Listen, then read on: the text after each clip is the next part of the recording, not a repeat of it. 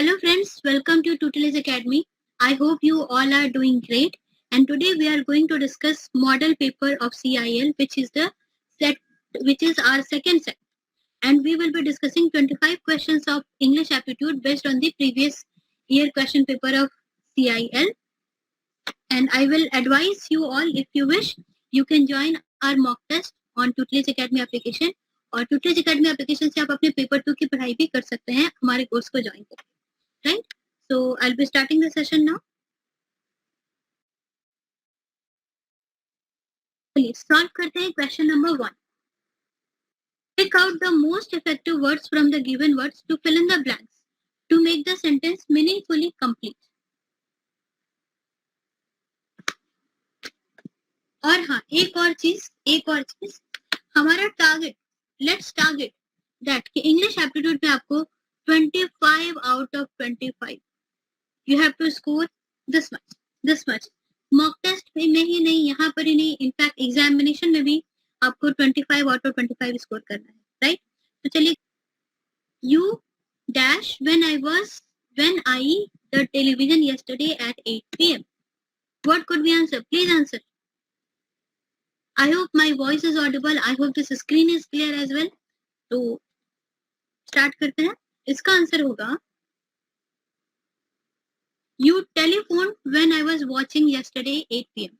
यहाँ पे हम सिंपल पास्ट का यूज किए हैं और यहाँ पे पास्ट टेंस का कॉन्टिन्यूअस पास्ट टेंस का हम यूज किए. क्यों यूज किए हैं? देखिए, अगर कोई इवेंट शॉर्ट टर्म के लिए हुई तो यहाँ पर हम सिंपल पास्ट का यूज करेंगे. और कोई चीज चल रही, आई वॉज वॉचिंग टेलीविजन, है ना, ये स्टार्ट हुआ and this process is continuing, है ना, दिस प्रोसेस इज कंटिन्यूइंग. तो अगर कोई इवेंट छोटा सा है जो कि स्टार्ट हुआ एंड हो गया तो उसके लिए हम सिंपल पास्ट का यूज करेंगे. दैट यू टेलीफोन, कल जब हम टीवी देख रहे थे तो आपने फोन किया था. तो the process of watching TV is going on.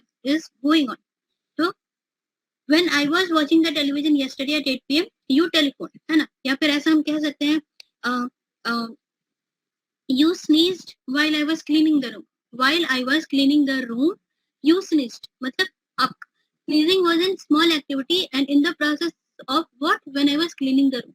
जब रूम की सफाई हो रही थी तो तुम आए, या फिर जब तो तुमने स्नीज किया, तो तुमने डोरबेल बजाया, है ना. तो वही जब टीवी चल रहा था तो तुम आए, तो तुमने वो टेलीफोन किया. तो that is why you telephone simple past when this process was continuing, right.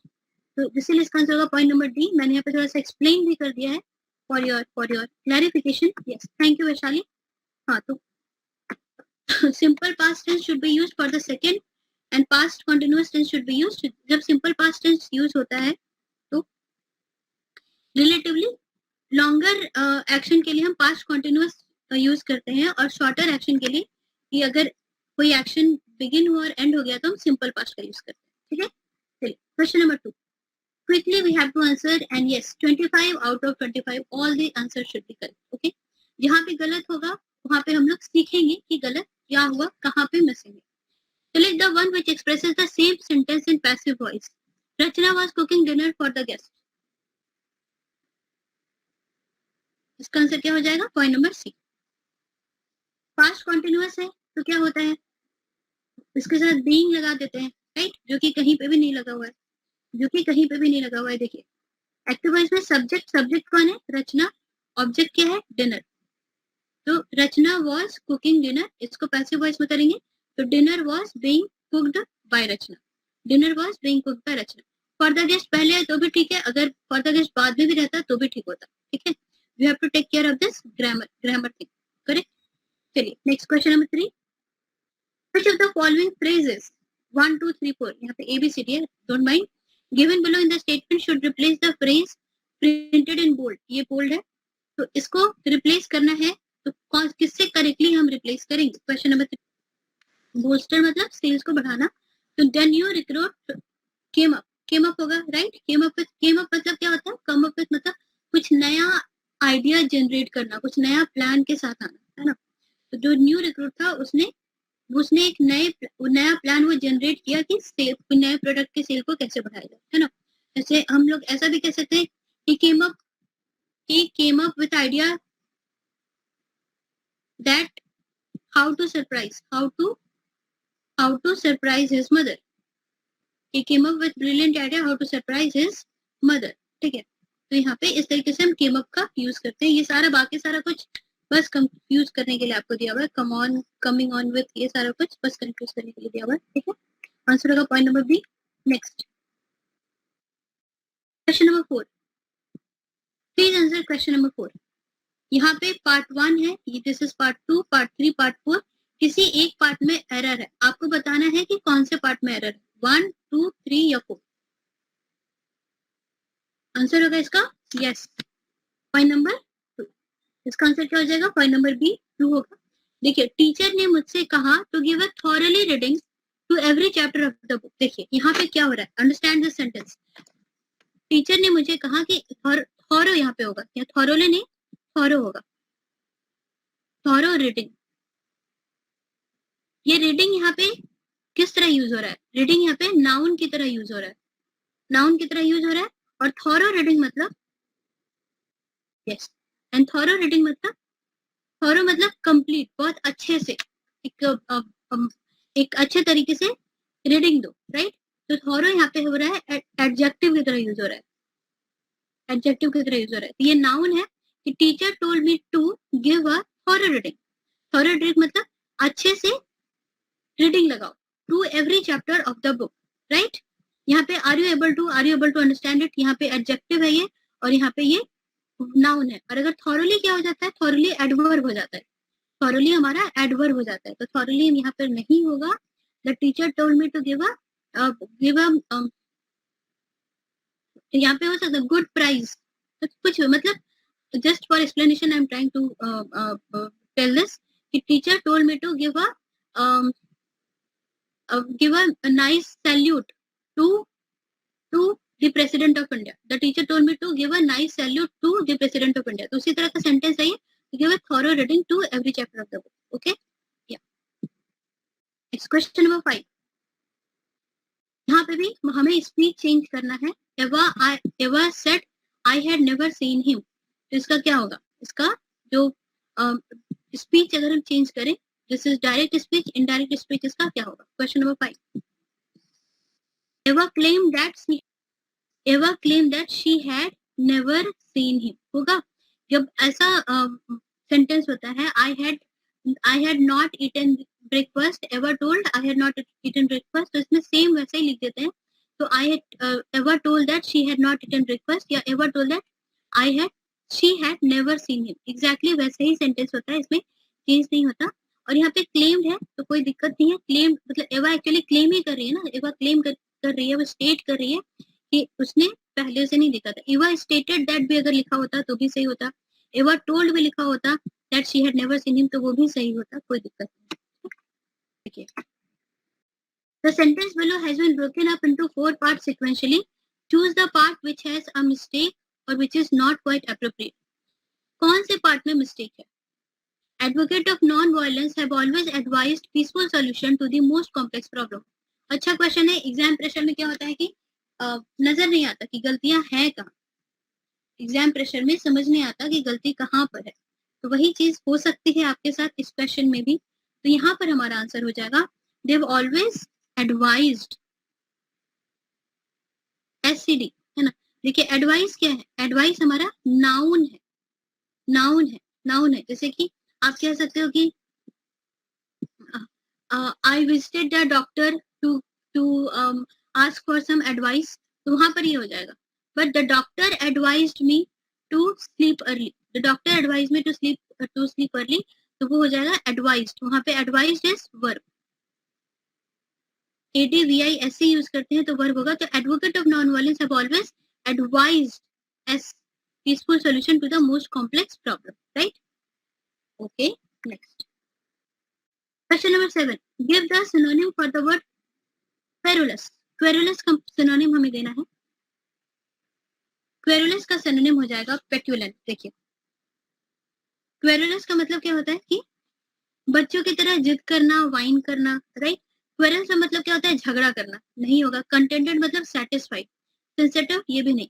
और petulant मतलब short tempered, bad behavior, उसी तरह वाइन करना, complain करना, है ना. तो एक तो वही देखिए, क्वेरुलस का मतलब है कंप्लेनिंग है ना, चाइल्डिश एंड वाइनी मैनर, ओके। तो वही हो जाएगा पेटुलेंट। पेटुलेंट का भी मतलब वही है कि बच्चों की तरह सनक जाना, वाइनी हो जाना, जिद करना। जैसे कि हम कह सकते हैं right, he was moody bad temper, he was, अगर हम किसी को कह सकते हैं he was bad tempered and talking petulantly, talking petulantly, है ना, कि उसका मूड सही नहीं था और वो बच्चों की तरह जिद कर रहा था और कुछ भी, he was not talking, he was talking moody, he was talking in a childish manner, he was whining, okay। तो ये this is the meaning of petulant. तो पेटुलेंट एंड क्वेरुलस ये दोनों हमारे सिनोनिम हो जाएंगे, राइट। नेक्स्ट चलिए, question number 8, below are some alternative which may be used to improve the sentence. यहाँ पे पैट्रियार्कल की जगह कौन सा वर्ड हम यूज कर सकते हैं? मॉडरेट, पैलिएटिव, प्रैक्टिकल या पारोकियल? यहाँ पे हमारा आंसर हो जाएगा पारोकियल। एक सेंटेंस देखिए, सेंटेंस क्या है? His unusual creative abilities were clearly being crushed by patriarchal view of his teachers. कोई स्टूडेंट है, उसका क्रिएटिव एबिलिटी है, उसको जो टीचर्स है वो क्रश कर दे रहे हैं उसके आइडियाज को। तो टीचर्स के यहाँ पे पैट्रियार्कल व्यू है। तो पैट्रियार्कल व्यू क्या होता है? मतलब कि कोई ऐसी society which is controlled by main.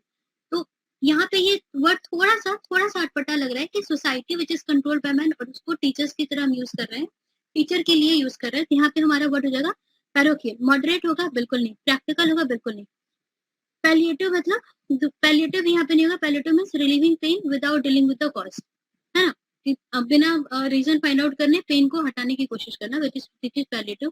Parochial, parochial मतलब होता है नैरो माइंडेड। तो टीचर्स का जो व्यू है वो नैरो माइंडेड है, वो बच्चों की क्रिएटिव एबिलिटीज को वो दबाना चाह रहे हैं, है ना, क्रश करना चाह रहे हैं। तो यहाँ पे हमारा करेक्ट वर्ड क्या हो जाएगा? पैरोकियल, क्योंकि वो पैरोकियल से टीचर्स जो है वो डिस्करेज कर रहे हैं। तो यहाँ पे parochial view of the teachers correct word होगा। Next question number 9, fill in the blank with the most suitable word from the given option. Man who has committed such an dash crime must get the most severe punishment. मतलब बहुत बुरा crime है तभी उसको severe punishment. बहुत बुरा crime के लिए एक और वर्ड है हीनस, चलिए फिर से लिखते हैं, HENHEINOUS। हीनस क्राइम में मतलब भी होता है कि बहुत बुरा, एकदम animal type, right.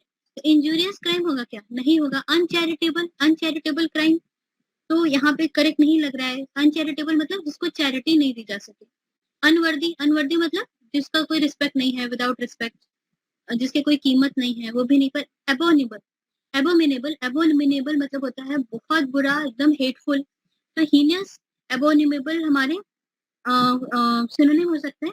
Something which is very bad, which is terrible. It is also something that can cause moral disgust. Morally भी बहुत खराब, बहुत बुरा, एकदम terrible. That is abominable, है ना? Yeah, right, ठीक है। तो I'll be moving now. Next question number 10 देखिए, बहुत अच्छा क्वेश्चन है। Read the sentence to find out whether there is any error in it. The error, if any, will be in one part of the sentence. The number of that part is, इसमें error है। No sooner had he begun to speak when the opposition members started shouting slogan. जैसे उसने बोलना start किया, opposition members ने slogan shout करना शुरू कर। देखिए यहाँ पे हम किसका यूज कर रहे हैं? No sooner. तो नो सूनर के साथ हम जिस वर्ड का यूज करते हैं वो होता है देन, नॉट व्हेन। व्हेन का यूज नहीं करते हम यहाँ पे, देन का यूज करते हैं नो सूनर के साथ। For example, no sooner I started cooking then there was a power cut. No sooner I started cooking, no sooner को हम इसी तरह यूज करते हैं, started cooking then there was a power cut. जैसे ही मैं खाना बनाना स्टार्ट की उसी समय पावर कट हुआ। तो ये पहला part of sentence, this is दूसरा पार्ट ऑफ सेंटेंस, उसको हम नो सूनर और देन से कनेक्ट करते हैं, ठीक है। तो यही होता है। इसी तरह आप ऐसा भी कह सकते हैं कि they had no sooner arrive then they were fighting, हाँ ना, they had no sooner arrived then they were fighting, जैसे ही वो लोग आए नहीं कि झगड़ा करना शुरू कर दिए. We say like this in Hindi, and that is what is translated in English. They had no sooner arrived than they started fighting. ठीक है, तो आई होप आपको इसका यूज समझ में आ रहा है, नो सुनर का और देन का. तो यहाँ पे वही चीज है, no sooner had he begin to speak, जैसे उसने बोलना शुरू किया, then the opposition member started shouting. ठीक है, तो हमारी गलती कहाँ पे, point number C, third part. Question number 11. Pick out the most effective word from the given words to fill in the blanks to make the sentence meaningfully complete. His interest in the study of human behavior is indeed very easy question. आपका interest किसी भी चीज में कैसा होगा, large होगा, broad होगा, vast होगा, या यस. तो इंटरेस्ट जो भी होता है, he has deep interest, profound interest भी कह सकते हैं, प्रोफाउंड इंटरेस्ट भी कह सकते हैं, डीप इंटरेस्ट भी कह सकते हैं, दोनों का एक ही मतलब है, गहरा गहरा. ठीक है, तो उसका इंटरेस्ट ह्यूमन बिहेवियर को स्टडी करने के लिए जो उसका इंटरेस्ट है वो काफी ज्यादा गहरा है, लार्ज नहीं होता, ब्रॉड नहीं होता, वास्ट नहीं होता. ये सारे वर्ड्स को हम इंटरेस्ट के लिए यूज नहीं करते. ओके, क्वेश्चन नंबर 12 देखिए, फिल करना है. He wants me to look his garden during his absence. उसके एब्सेंस में वो चाहता है कि I should look after his garden, right? I should look after his kid. I should look after his cat. तो take care करने को हम कहते हैं look after. हाँ, will you look after my cat if I'm going to market? ठीक है, will you look after my house if I'm going for vacation? So that is what look after, not look over. Look at मतलब simply देखना, look over मतलब उसके are पार देखना, look into भी नहीं, उसके अंदर में देखना, ऐसा भी नहीं. Look after. He wants me to look after his garden during his absence. Simple easy question. Next question number 13 देखिए. What is the opposite word of exodus? Exodus word आपने सुना होगा. What is the opposite word of exodus? देखिए यहाँ पे ना काफी confusion हो सकता है, क्या होगा. देखिए exodus मतलब क्या होता है, exodus को हम हिंदी में कहते हैं देश निकाला. क्या होता है कि बहुत सारे लोगों को हम देश से बाहर कर देते हैं, उसे उन्हें निकाल देते हैं कि यू आर नॉट रिक्वायर्ड, उनकी सिटीजनशिप लेकर के हम उनको दूसरी जगह भेज देते हैं. तो that is what is exodus, देश निकाला. तो देश निकाला को हम रिटर्न कहेंगे, नहीं कहेंगे. रिटर्न का बहुत सारे मतलब मीनिंग है. We return gifts, we return items in Flipkart, Amazon. Restoration, building को रिस्टोर किया जाता है. होम कमिंग और इनफ्लक्स. ठीक है, तो होम कमिंग जो है वो एक्सोडस जो वर्ड है, एक्सोडस जो वर्ड है वो उसके लिए home coming is not the correct opposite. क्योंकि एक्सोडस का जो स्टेटस है, जिस तरह से वो एक पॉलिटिकल वर्ड है, तो उसके लिए इन्फ्लक्स आता है. इन्फ्लक्स मतलब mass arrival of people from somewhere.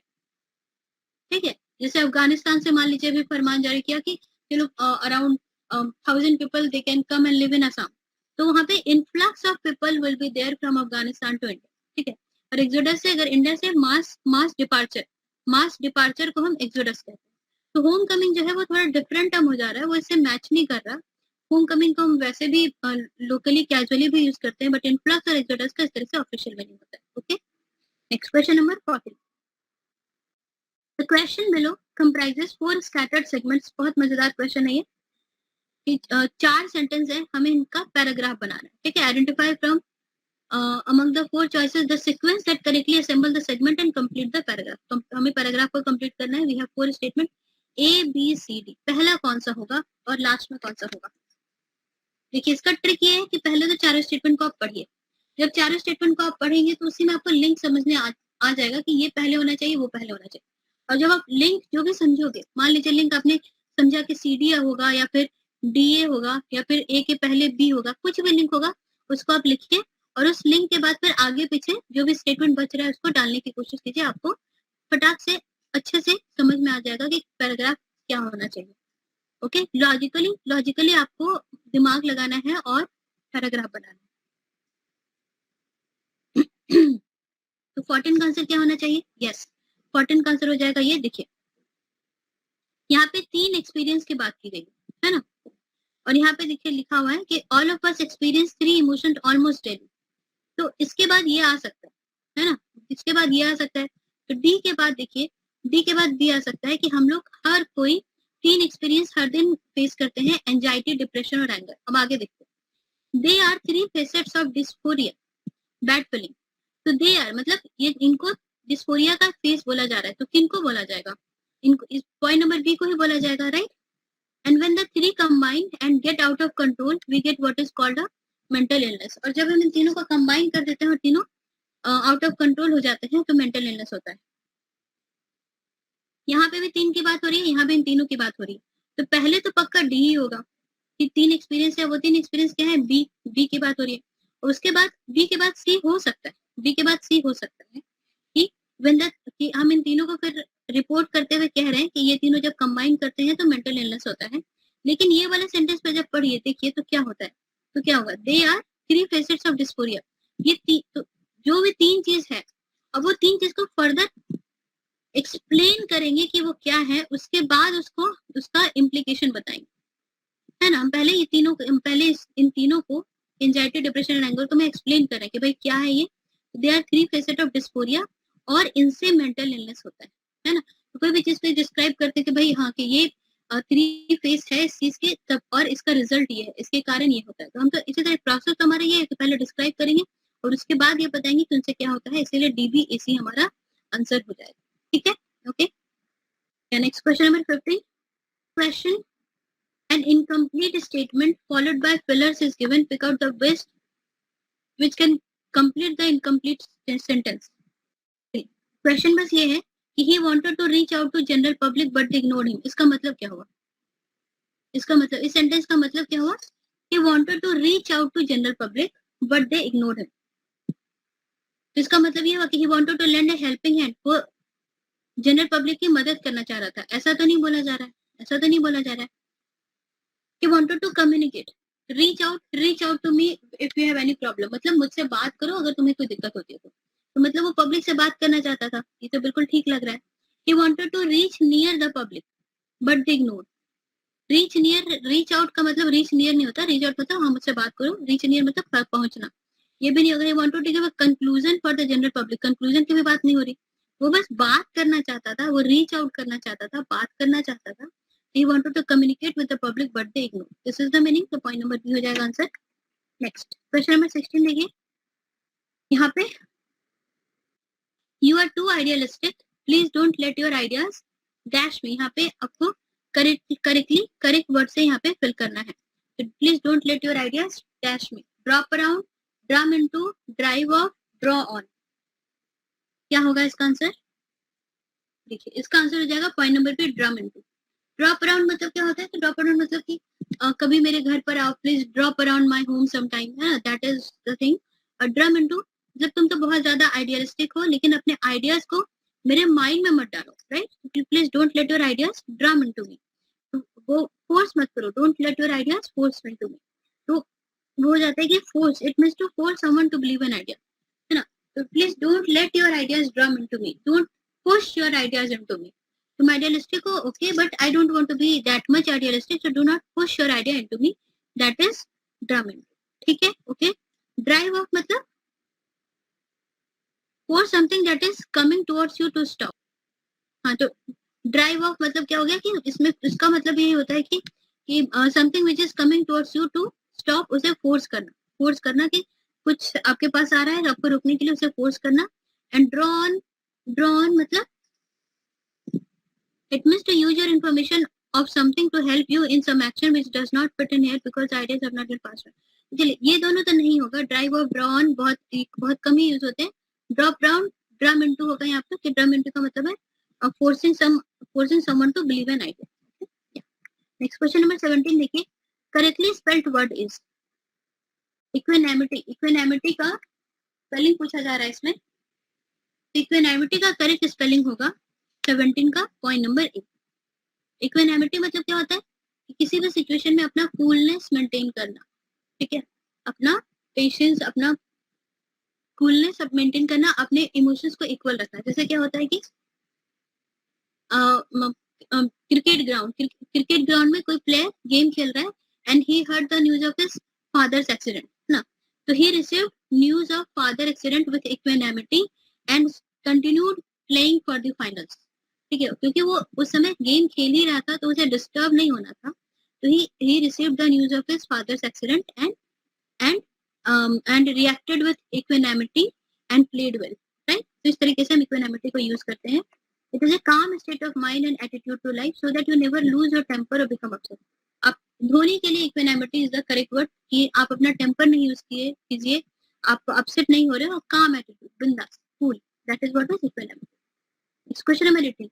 That which not be corrected. कोई ऐसी चीज होती है जिसे करेक्ट नहीं किया जा सके तो उसके लिए आप कौन सा वर्ड यूज करेंगे? Unintelligible, indelible, illegible, incorrigible. देखिए अनइंटेलिजिबल तो नहीं होगा, ठीक है. इनडेलिबल मतलब क्या होता है? इनडेलिबल मतलब something which can not be removed, आप जिसे हटा नहीं सकते, है ना. इनइरेडिकेबल, इरेडिकेट करना कहते हैं ना कि malaria is eradicated from that area. तो इनइरेडिकेबल मतलब जिसे हटाया ना जा सके. तो वही इनडेलिबल मतलब that something which can not be removed. Illegible मतलब क्लियर नहीं होती है हैंडराइटिंग, तो टीचर्स कहते हैं ना योर हैंडराइटिंग इज इलेजिबल, या फिर your handwriting is not legible, मतलब कि आपकी हैंडराइटिंग जो है वो क्लियर नहीं है, छोटी छोटी सी है. Something which is not pleasant to eye, it is not clearly visible, उसे हम illegible कहते हैं. और इनकॉरिजिबल मतलब होता है, देखिए करेक्ट और कॉरिजिबल इस तरीके से आप याद रखिए, सिमिलर सा इसमें वर्ड है. तो जिस चीज को सुधारा नहीं जा सकता उसे हम कहते हैं incorrigible. Okay. Next question number 19. Ambition is one of those which are never satisfied. Ambition क्या होता है? एम्बिशन आइडिया होता है, फैंसी होता है, पैशन होता है या फील होता है? तो एम्बिशन एक्चुअली पैशन होता है. Ambition is one of those passion. Ambition क्या होता है? आपको अगर कुछ करना है लाइफ में, कुछ बनना है, तो वो आपका आइडिया होगा नहीं, क्या वो आपका फैंसी होगा? नहीं, वो आपका पैशन होता है. If you want to be a singer, if you want to be a dancer, if you want to be a cricketer, that is your passion, that is not your ideas, fancy or feats, right? Next, question number 20. Which part has error? Question number 20. You can get all the information that you want in this book, no error. Examination pressure में हर कोई click करेगा किस पे? Point number D पे. 20 का D पे everybody will click on that point number D. लेकिन इसका आंसर क्या होगा? इसका आंसर है point number B. You can get all the information you want. You can get all the information you want. You can get all the books you want. You can get all the dresses you want. That you want हम यहाँ पे additional हो जाएगा, इसे हम that को हम यहाँ पर यूज नहीं करते. You can get all the books you want. You can get all the dresses you want. You can get all the ice cream you want. You can get all the chocolates you want. That you want मतलब हम दोबारा इस पे हम focus नहीं कर रहे हैं. You can get all the chocolates that you want. दोबारा फोकस करने की जरूरत नहीं है. At least already we have focused here. You can get all the information you want. तो that is done. यहाँ पे that का यूज redundant है, तो हम इसको यहाँ पे यूज नहीं करेंगे. Okay, all the information you want. Right. चलिए नेक्स्ट कॉम्प्रिहेंशन में आते हैं. छोटा सा कॉम्प्रिहेंशन है, इसे we will give it a good read for 1 minute. 1 minute तक इसे पढ़िए, उसके बाद आगे के 5 क्वेश्चंस को सॉल्व करते हैं. थोड़ा सा ट्रिकी है बट काफी इंटरेस्टिंग कॉम्प्रिहेंशन है. Let's read it. या so now we will start. Question number 21 देखिए. What does the author imply by creative society? Creative society का मतलब क्या है? तो यहाँ पे क्रिएटिव सोसाइटी का मतलब क्या है वो यहाँ पे लिखा हुआ है. राइट. क्वेश्चन नंबर 1 का आंसर, क्रिएटिव सोसाइटी का मतलब होता है कि सोसाइटी डेवलप हो रही है जिसमें कि बहुत सारे potential contradiction become articulate and active. ठीक है, अभी भी सोसाइटी में बहुत सारे कॉन्ट्राडिक्शन होते हैं. ठीक, कॉन्ट्राडिक्शन हो सकते हैं जैसे कि there are so many scams. Nirav Modi scams है, तेलगी स्कैम्स है, but we are not contradicting it. We are okay with that. Like public is not revolting. अभी हमने वेस्ट बंगाल में भी हमने पास कैटेगरी एंड ऑल सबका केस चल रहा है. तो we have to contradict and we have to actively involve ताकि हमारी और उनके खिलाफ आवाज उठानी चाहिए ताकि सोसाइटी का डेवलपमेंट हो. क्रिएटिव सोसाइटी में क्या होता है, जो कॉन्ट्राडिक्शन जो होते हैं वो आर्टिकुलेटिव हो जाते हैं और एक्टिव हो जाते हैं. This is most evident when oppressed social group get politically mobilized and demand their rights. है ना. अभी हमारे महंगाई के खिलाफ अगर हम बहुत ज्यादा अगर हम मोबिलाइज हो जाते हैं और अगर हम अपने राइट्स के लिए आवाज उठाते हैं तो हमारी सोसाइटी क्रिएटिव हो रही है कि जो चीजों की कॉन्ट्राडिक्शन है हम उसके लिए एक्टिव बने, अपने राइट्स डिमांड करें. That is creative society. Right. ये हमें समझ में आया. ओके. और एग्जाम्पल यहाँ पे दिया हुआ है क्रिएटिव सोसाइटी का. तो सोसाइटी में डाइवर्स आर्ट फॉर्म की कोई बात नहीं हो रही है. ठीक है. देखिए यहाँ पे जो करेक्ट आंसर है हमें यहाँ से चूज करना है. A B C, only D, only C and D, only B and D. ठीक. तो सोसाइटी में social inequalities are accepted as a norm. बिल्कुल भी नहीं. जहाँ पे सोशल इनइक्वालिटी को एक्सेप्ट कर लेते हैं वो तो बिल्कुल भी क्रिएटिव सोसाइटी नहीं होगी। तो ये दोनों तो ऐसे ही कैंसिल हो गया। A society where large number of contradiction are articulated, ये तो बिल्कुल यहीं पे पहला वाला सेंटेंस ही लिखा हुआ है, कॉन्ट्राडिक्शन आर्टिकुलेट हो जा रहा है। ठीक, a society where exploited and oppressed group grow conscious of their human right and upliftment, वही यहाँ पे लिखा हुआ है। This is most evident where oppressed group get mobilized and demand their rights, तो यही वाला सेंटेंस को यहाँ पे लिखा हुआ है। This is correct and this is correct. Creative society वहां होता है जहाँ पे ऑप्रेस्ड ग्रुप जो है वो अपना ह्यूमन राइट के कारण अपना अपलिफ्टमेंट का डिमांड करते हैं, बिल्कुल सही है। तो सी और डी बोथ आर ट्रू। समझ आया? ओके, नेक्स्ट क्वेश्चन नंबर 2 देखिए। According to the passage what are the manifestation of social movement, passage के हिसाब से सोशल मूवमेंट का मैनिफेस्टेशन मतलब सोशल मूवमेंट हमको किस किस तरीके से दिखाई देगा। Being aggressive, involvement of whole society, quest for social equality and individual freedom, none of the above. एक बार देखते हैं आगे। तो the upsurge of peasant and tribe, movement for regional autonomy, the environment movement, women movement in developing countries are signs of emergence of creative society, है ना? ये सारा साइंस दिया हुआ है। यही सेकंड लाइन से मतलब ये वाला जो लाइन है इससे हमें अपना आंसर मिल जाएगा। तो इसमें हमारा आंसर देखिए क्या है। बीइंग अग्रेसिव नहीं लिखा हुआ है, इन्वॉल्वमेंट ऑफ होल सोसाइटी भी नहीं लिखा हुआ है। वहां पे जो भी सेंटेंस है उसका जो जस्ट है वो ये है, quest for social equality and individual freedom. Social equality और इंडिविजुअल फ्रीडम की बात हो रही है। देखिए, पीजेंट एंड ट्राइब अपने लिए डिमांड कर रहे हैं, रीजनल ऑटोनॉमी की डिमांड हो रही है, वुमेन मूवमेंट है। तो वहां पर क्या हो रहा है actually, there is quest for social equality and individual freedom. So this is point number C will be our answer. इसकी भी बात नहीं हो रही, इसकी भी बात नहीं हो रही कि सारी की सारी सोसाइटी ही इन्वॉल्व हो जाए, ऐसा भी कुछ नहीं, राइट। जो ऑप्रेस्ड सेक्शन ऑफ सोसाइटी है उसे इन्वॉल्व होना है, उसे जागना है ना। Question number 23, with reference to the passage consider the following statement. To be a creative society, अगर creative society बनना है तो it is essential to have a variety of social movement. अगर creative society होना है तो जरूरी है कि बहुत तरह तरह के social movement होते रहे। To be a creative society, it is imperative to have potential contradiction and conflict. तो देखिए तरह तरह के social movement होते रहे, जैसे कि सोशल मूवमेंट में क्या हो सकता है, कैंडल मार्च हो सकता है, ठीक है, कैंडल मार्च हो गया। फिर अभी सोशल मूवमेंट चल रहा है इंडिपेंडेंस का, आजादी का महोत्सव, वो भी एक तरह का सोशल मूवमेंट है। तो कैंडल मार्च और आजादी का महोत्सव जो सोशल मूवमेंट है, क्या वो क्रिएटिव सोसाइटी के लिए है? नहीं, नहीं। सोशल मूवमेंट ऐसा होना चाहिए जिसमें कि ऑप्रेस्ड सेक्शन जो है वो अपने खिलाफ वो जागे और अपने खिलाफ अपने लिए आवाज उठाए, अपने राइट्स के लिए आवाज उठाए, वहां पे होगा creative society. Normal social movement से क्रिएटिव सोसाइटी नहीं होगा, तो ये गलत, ठीक है। तो to be creative society it is imperative मतलब compulsory to have potential contradiction and conflict. देखिए ये सही है लेकिन पार्टली लिखा हुआ है पोटेंशियल कॉन्ट्राडिक्शन। देखिए क्रिएटिव सोसाइटी के लिए कॉन्ट्राडिक्शन होना चाहिए, कॉन्फ्लिक्ट होना चाहिए, प्लस लोगों को आवाज उठानी चाहिए, नहीं तो नहीं होगा। क्रिएटिव सोसाइटी में दो चीजें हैं, क्या क्या है? क्रिएटिव सोसाइटी जिसमें कि large number of potential contradiction are there and they become active. Contradiction है, आपको सोसाइटी से प्रॉब्लम है, आपको गवर्नमेंट से प्रॉब्लम है, और तो बस प्रॉब्लम है सो वाली बात नहीं होनी चाहिए, आपको एक्टिव होना है।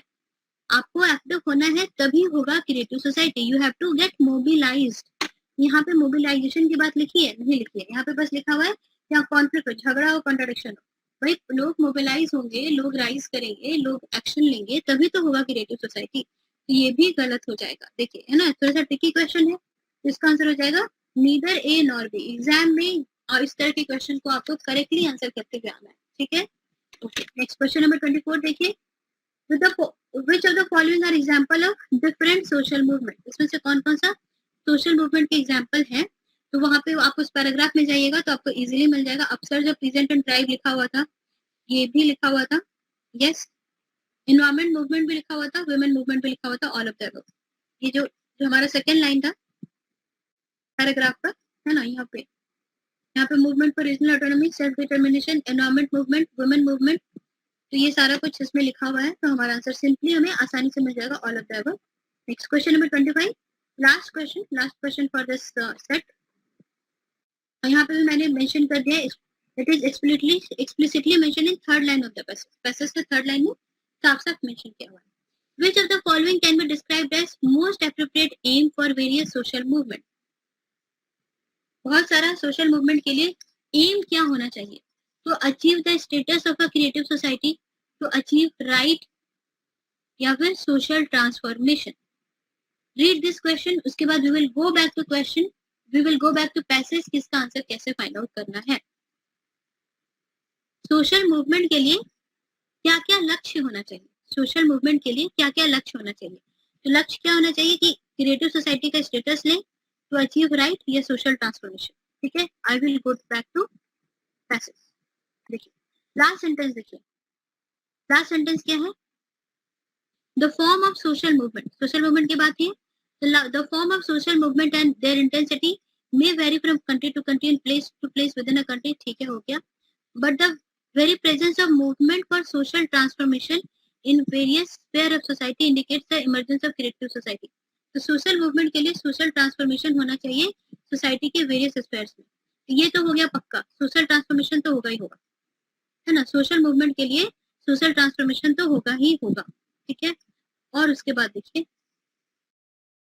Point number C will be there, to achieve rights. और टू अचीव राइट्स भी बिल्कुल क्लियर है. देखिए यहाँ पे मैंने मेंशन कर दिया कि इसका आंसर हो जाएगा बी.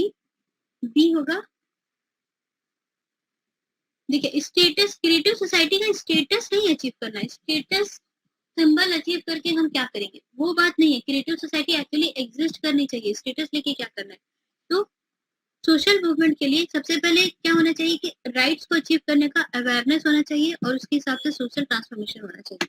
ठीक, और ये जो है यहाँ पे मेंशन किया हुआ है, mention second line of paragraph, rights के बारे में सेकंड लाइन ऑफ पैराग्राफ में मेंशन किया हुआ है. सोशल ट्रांसफॉर्मेशन हमने देखा लास्ट लाइन ऑफ पैराग्राफ में मेंशन किया हुआ है.